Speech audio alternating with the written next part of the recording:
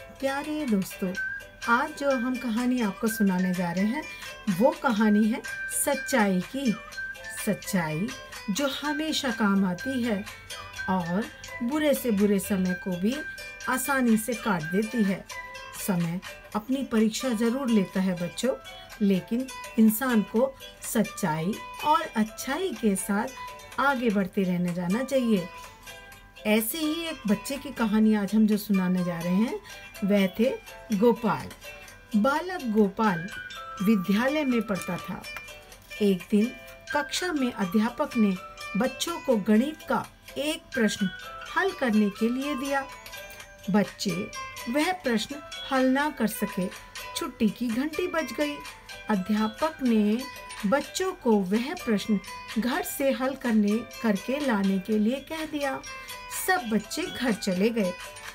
अगले दिन कक्षा में अध्यापक आए। उन्होंने बच्चों से अपनी अपनी कॉपी दिखाने को कहा। कुछ बच्चे गणित का वह प्रश्न हल करके ही नहीं लाए थे और जो करके लाए थे उनका उत्तर सही नहीं था। अंत में गोपाल की बारी आई। अध्यापक ने गोपाल की कॉपी लेकर उत्तर जांचा तो वह बिल्कुल ठीक था। अध्यापक बहुत प्रसन्न हुए। उन्होंने उसकी पीठ थपथपा दी और उसकी बहुत प्रशंसा की। अपनी प्रशंसा सुनकर गोपाल जरा भी खुश नहीं हुआ, बल्कि उसके चेहरे पर उदासी छा गई। वह सिर नीचा करके खड़ा रहा। ज्यों-ज्यों अध्यापक उसकी प्रशंसा करते जाते त्यों-त्यों उसकी उदासी बढ़ती जाती। अंत में वह फूट फूट कर रो पड़ा। अध्यापक को बड़ा आश्चर्य हुआ। उन्होंने गोपाल के कंधे पर हाथ रखते हुए कहा, बेटा, तुमने तो प्रश्न को सही हल किया है, तुम क्यों रो रहे हो?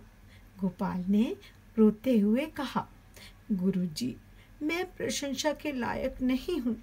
यह प्रश्न मैंने स्वयं हल नहीं किया है। इसे मैंने अपने एक मित्र से हल करवाया था।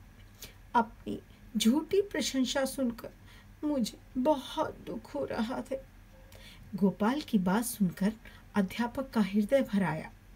वे गोपाल की सच्चाई से बहुत प्रभावित हुए। वे उसकी प्रशंसा करते हुए बोले, बेटा, तुम एक सच्चे बालक हो। तुम अवश्य हमारे देश का नाम ऊंचा करोगे। अध्यापक की कही हुई बात सच्ची निकली। बालकों, ये वही बालक आगे चलकर गोपाल कृष्ण गोखले जी के नाम से भारत का महान नेता बना। तो देखा आपने, जब मन में हमारे सच्चाई और अच्छाई होती है तो हमें कामयाबी से कोई भी नहीं रोक सकता। और कामयाबी क्या, जिसे हमने झूठ के सहारे लिया हो? नहीं ना, कामयाबी तो सच्चाई के साथ मिलनी चाहिए। उसी से हमें एक अलग तरह की संतुष्टि प्राप्त होती है। तो आया मजा कहानी सुनकर? चलिए